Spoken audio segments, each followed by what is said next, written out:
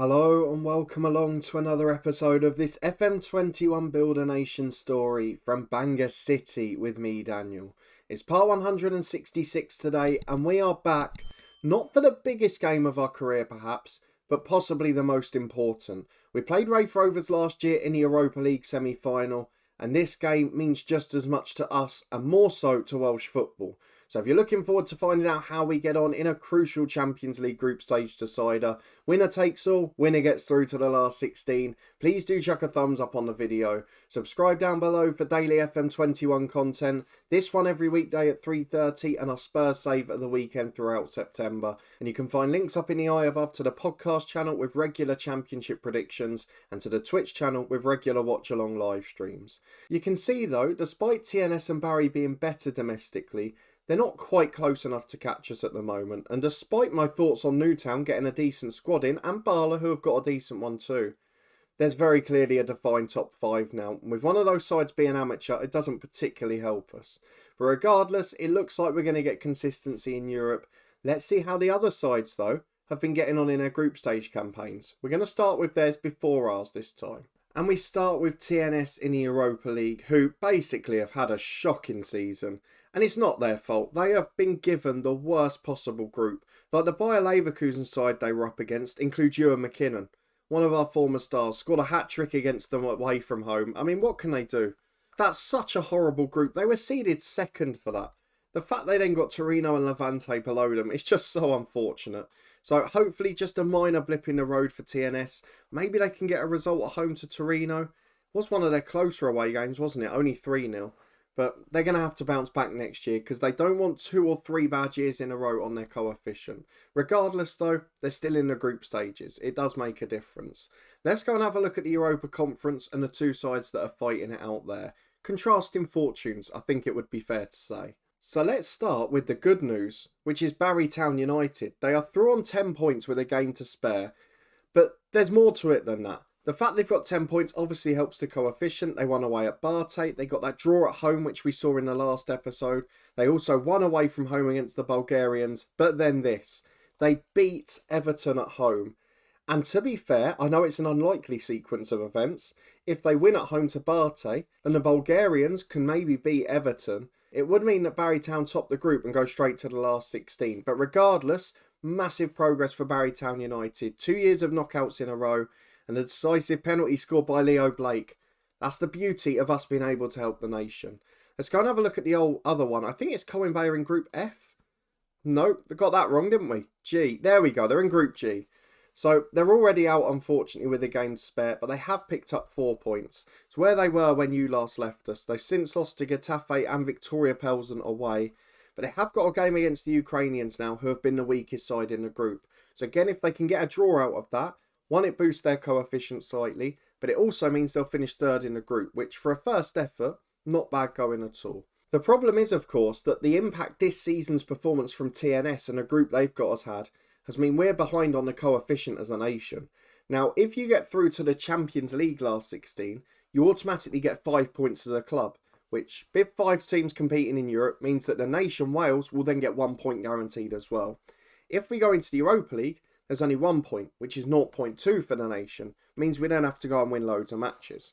So if I show you at the moment what we look like, back to our favourite screen, because it is so crucial in these latter stages. We're in 9th at the moment, but we are flagging behind this year. You can see that Austria are due to overtake us. We're not due to catch any of the ones above us. Turkey are getting closer. There's a few further down as well. Russia, ones we've got to keep an eye on. They're losing their worst year. So it could start to go wrong. Now, in truth, it doesn't matter really if we're 9th or 12th. It does harm the 4th side, so Colwyn Bay, instead of the 3rd qualifying round would be in the 2nd qualifier, for example, in Europa Conference. But the only other change really is us in the Champions League group stages playoff or 3rd qualifier. Doesn't affect the rest. So I'm not too concerned, but I don't want it to dip too much. And I want to make sure we've got consistently decent years. Maybe 6 every season seems to be the minimum we can aim for. So we've got to keep an eye on that, but let's see how we've contributed. If we have a look at the schedule, loads of games in recent months. You were with me for the 4-3 defeat at home to City. Absolutely bizarre game, but we did unfortunately fall just short. You can see we basically got as expected in the 2 Champions League matches since: a heavy defeat at City, heavy win against Montpellier. The rest of the games, though, started with a 3-0 win at Kefin Druids, 2 for Kean Bulkley, 1 for Kane Walters. He is still developing nicely, as many of you predicted. 5-0 at Barla, Kean Bulkley with 1 again, Kane Walters getting the other 4. The red card came, but not till after the 5 goals. A 6-0 win at home to Cardiff Met Uni, Kean Bulkley with a hat-trick, Matty Whittaker and Kyo Bulkley with 2. The 4-1 defeat at City, where Lloyd Goulding got the consolation. It did briefly at that stage though, albeit only for 2 minutes, make it 1-1. A 5-0 win at home to Carmarthen. This time Kyo Bulkley turned up with a brace. Kavara, Whelan and Goulding all got 1 apiece. Again, the red card coming after all the goals. A 6-0 win at TNS in the SPFL Trust Trophy quarter-final. Both sides hit heavily as it was in the international break, but Gwyn Morgan opened the scoring and goals followed from Garcia, from Walters, and then a hat-trick from Lloyd Goulding in the second half. Moving on, it was Llanelli Town after the break. Ludomir Srom opened it there. Kresimir Loza got a hat-trick before Jones and both the Bulkleys added 1 apiece. A 5-1 win, a crucial one in a Champions League against Montpellier. Welshman Connor Smith got the late consolation for the French side, but Kavara with 2, turning up for those big games despite struggling overall. And then Geffin Davis, Lloyd Goulding and Ruben Reyes with 1 each. A 6-0 win at home to Barla, Kavara with a hat-trick, Loza and Ludomir Srom with 2. Very Eastern European affair to that one. Before we move into December with 4-0 wins away at TNS. Kavara, 2 for Kyo Bulkley, 1 for Tom Jones. Red card that time definitely did help us. And in a 9-0 win at home to Bridgend Street, not even in the second tier, in the Welsh Cup third round. 3 for Walters, 3 for Kean Bulkley, 2 for Harvey Lloyd and 1 for Matty Whittaker. Again, the red card after all 9 goals. But I think what's maybe fair to say, particularly given my doubts earlier on, is that Kean Bulkley is on his way to being a star, and those of you in the comments who kept pointing it out are definitely right. Kean Bulkley, albeit his finishing attribute has maybe not gone up quite as much as I'd like to just yet, he has now turned 17 and he is flying. The thing that's impressed me the most is that his acceleration has gone up so much, his penalty taking's gone up, and he's becoming one of our biggest goal threats. He's almost the man I look to turn to on the bench now because he's a natural player in the box. Doesn't play wide, likes to place his efforts, and he's the sort of player I'm very keen to have in my side. 7 international goals in 12 under-21 appearances, 11 goals for us from 5 starts and 13 substitute appearances. You can't ask for much more. He's training brilliantly, he looks fantastic, and he's definitely going to be a star of the future. So I owe him an apology for being wrong, and I think many of you can give yourselves a pat on the back. The other good news on that front, if we have a look at youngsters involved in the squad, is Aid Tate is having a wonderful time at TNS. Got a 7.16 average rating, scored 11 goals and got 2 assists in 19 appearances. He's just been brilliant. His finishing's improving, some of his other attributes are as well, and he's managed to play all 5 Europa League games. So he's a player who's getting regular football at a very good level at a very young age. And if he was in our squad, yes, he probably still would have played 5 or 10 matches so far. He wouldn't have played any in Europe, that's for sure. So I'm really pleased to see him doing well. And maybe if we can keep him at TNS for a couple of years, he'll stay there next season as well, hopefully. If they get a better group in Europe, he can be a real help to them. And don't forget, they have got Alan Hogan as well, who's been pushed out the side a bit, but is an able deputy. And then Christian Bellis, who we've sent out, this time to Colwyn Bay, but has been crucial in their European run. Got 3 assists in his 10 appearances, and although he's not improving off the pitch, he's certainly been an influence for them on it. So really good to see some of our youngsters helping out sides in Europe for Welsh football, and long may that continue, because if players like Aid Tate with such a big potential can go there, that bodes really well for the rest of the league. In terms of our squad, our youngsters are developing across the board. I'm almost not knowing who to pick now. The fact that Miguel Briones has put the cat amongst the pigeons with just enormous development very early on. He's by far the best player according to the assistant in the centre-half position. But we've also got to the position now where Whittaker's dropped off due to injury and Jennings and Whelan are both at a very good level. Now, you could perhaps argue that their core attributes aren't as good, but they're certainly slightly more rounded players and maybe even a little better on the ball. So looking forward, I'm going to try this as my centre-half combination, but it's getting very hard to leave Briones out the team. So that's something I might have to think about moving forward.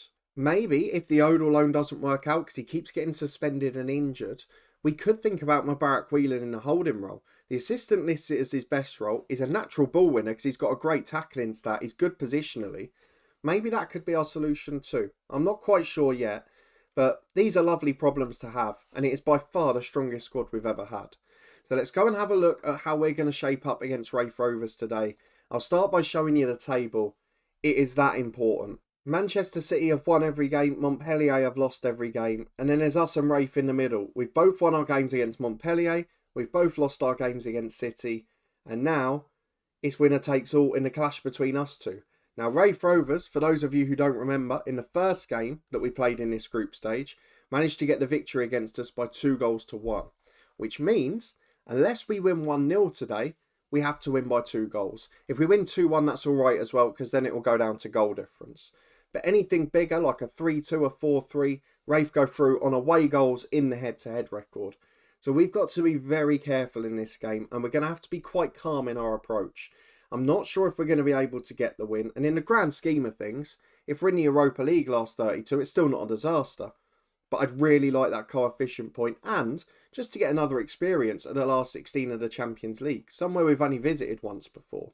Let's go and have a look at the lineup for today's game. Note, you have had a brief glimpse at it.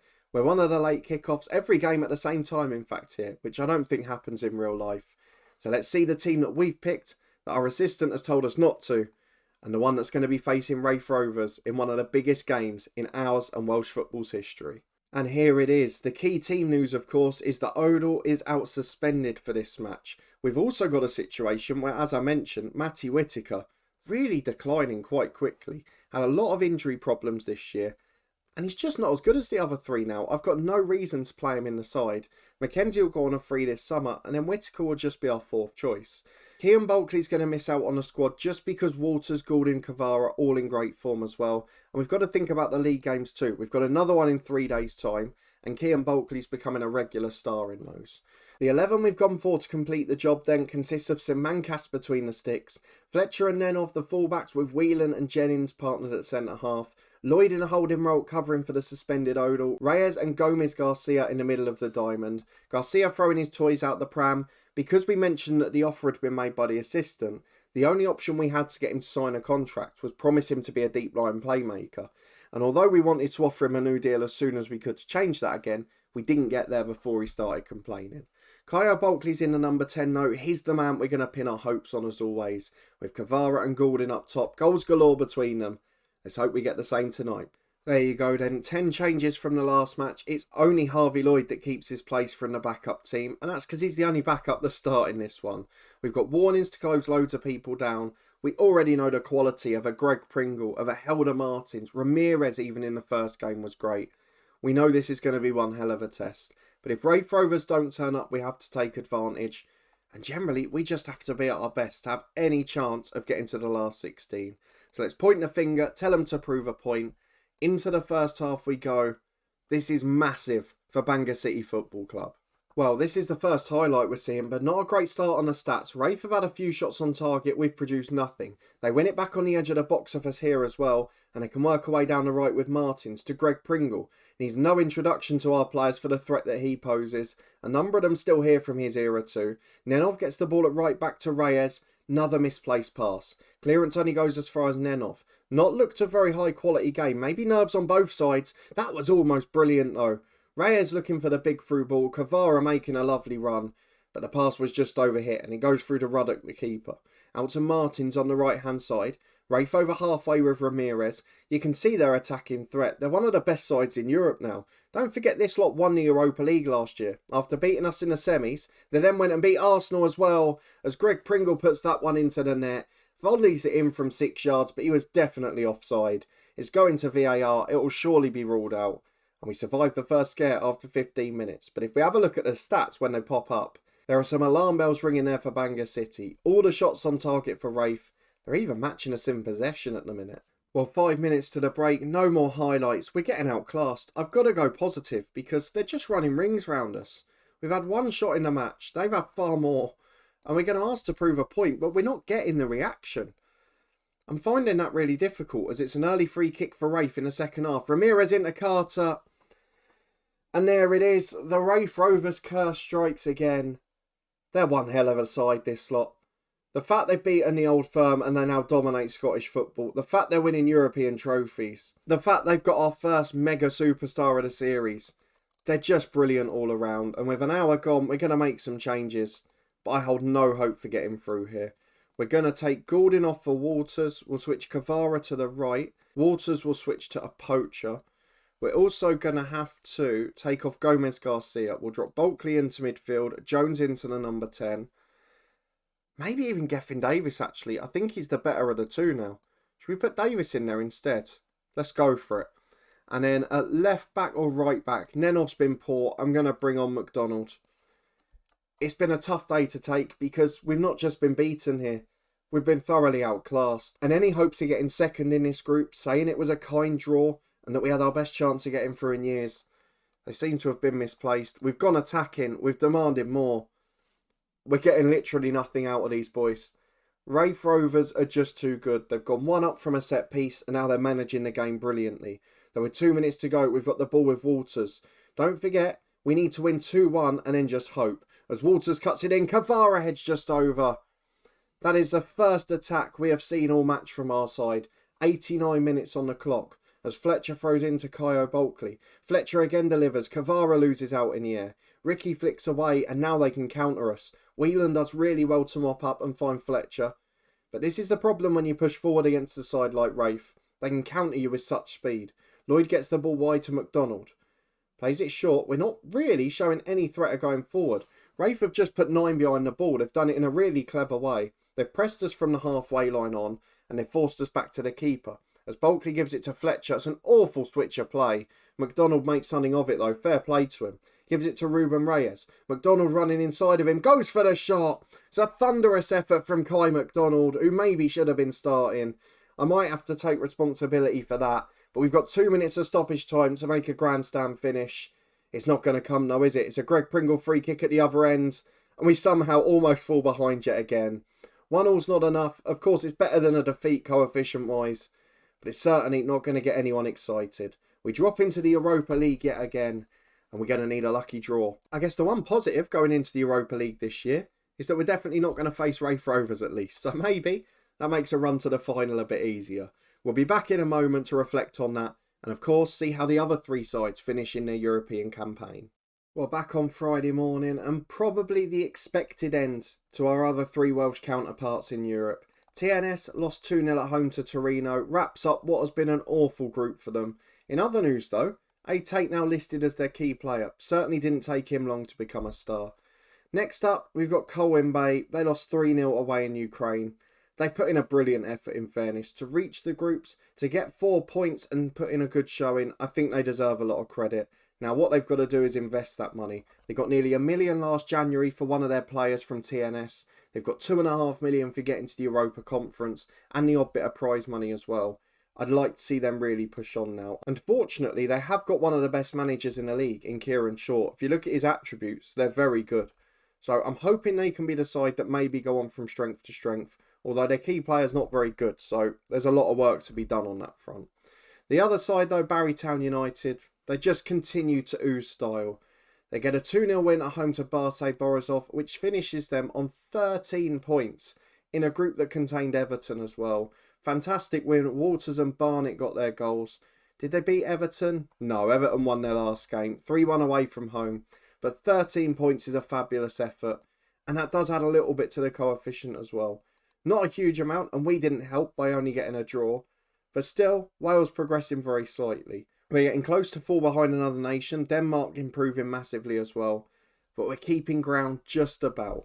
And if we can go on a run in the Europa League ourselves, if Barrytown United can get a fortunate draw in the Europa Conference, there could be more excitement to come. So we'll wait and see what happens on that front. And of course, the one thing that all 3 of those sides have got in common is that they've brought in a lot of money over the last 6 months. They've managed to get in at least $2.5 million for reaching their respective group stages. And what I want to see now is them spend it, because we've got the January transfer window coming up. And there needs to be bigger transfers than the ones we've seen. TNS have made a few big deals. They've really improved their side with good players. Yes, they got an unfortunate draw, so they haven't had extra prize money for winning games or getting results. But the other 2 have. And that's where we need to see it being spent. As well as off the pitch, if they can get facilities or good youth players coming through, that can make a difference too. In terms of the transfer rumours, TNS have actually been linked with some really good players. Josh Astley is a brilliant striker, and I really hope they sign him because he's a big man, a proper target man. If they can get him and get A Tate alongside him, that could be a deadly duo. He's scoring goals galore in League 2. Please TNS go and get him. The other one they're linked with is Semir Alic, a striker from Morecambe. Not quite as good. I want to see Josh Astley turn up at TNS. Fingers crossed that happens. Colwyn Bay and Barry both linked with a few other players, albeit not quite so good, but it looks like most of our league now is scouting players from England, which suggests they're doing the whole of the UK and Ireland, so that's probably a good sign moving forward. And we've obviously got some big transfer decisions to make ourselves as well. The good thing as well, Mubarak Whelan, another one who's now officially a wonder kid, having turned 18. But we've got a good 5 or 6 wonder kids in the squad. We're looking in brilliant shape. But it is disappointment in Europe again as we fall into the Europa League. That will either be our next episode or will feature one of our cup finals. I'll probably leave the League Cup final this year. If there's not big January transfer action early on, I'm not going to come back just to show that. So I think based on that, our next episode will be a double header. It will be Ayr United in the semi-final of the SPFL Trust Trophy and the first leg of the Europa League first knockout round. We'll hope there's lots of big January transfer window news to reflect on. And of course, we should have a youth intake preview too. So if you're looking forward to all of that and you did enjoy this episode, please do put a thumbs up on the video.